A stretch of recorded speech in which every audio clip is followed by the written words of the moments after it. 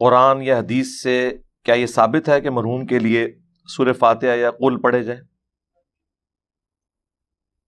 نہیں، ایسی کوئی بات تو نہیں ملتی کہ قرآن پاک پڑھ کے آپ کسی کو اس طریقے سے ایصال ثواب کریں۔ صحیح مسلم میں کیٹاگوریکلی موجود ہے کہ میت کو صرف 3 چیزوں کا ثواب پہنچتا ہے۔ نمبر 1، صدقہ جاریہ، جو اپنی زندگی میں اس نے کوئی نیکی کا کام کیا اور مرنے کے بعد وہ جاری ہے، اس کا ثواب اسے ملے گا۔ نمبر 2، علم کی بات، جس طرح امام بخاری، امام مسلم نے ایک علمی خدمت کی، قیامت تک جتنے لوگ یہ کتابیں پڑھیں گے، امام بخاری، امام مسلم کو اس کا ثواب ملے گا، انہی کو ڈیزرو کرتے ہیں وہ۔ تیسرا، نیک اولاد جو دعا کرتی ہے۔